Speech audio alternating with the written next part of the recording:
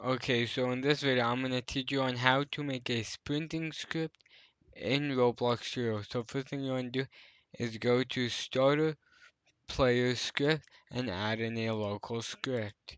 Let's rename this Sprinting Script. Alright, now that that's done, now we can get into the script. So first thing we want to do is do local press equals game.players.localPlayer, and that will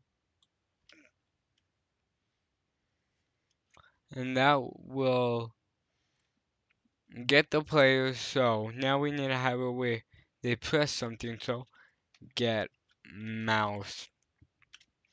There we go. That's good. So now that we do have that, we need the player's name.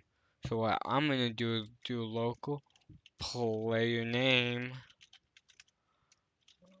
script dot parent dot name, and this will have it where it's script dot parent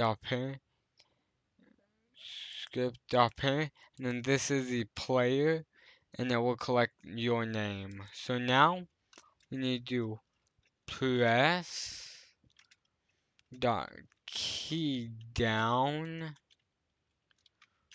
connect function, and now what we're gonna have is key. So now what does the key do? The key is there for whenever you press something down, that's what it'll be. So if like I press down W, it'll send in key as W. So now we need to check if key is 0, because 0 is the left sprint key while right sprint is a dash. So then we go to then, and now we put in what we need. So game dot workspace, and then the player name. So player name dot humanoid dot walk speed equals 50. Now it'll show as 50. So now let's just do key up, because well, once they're done with it, the key will go up, and it'll set the walk speed to 16. So now let's see if this works.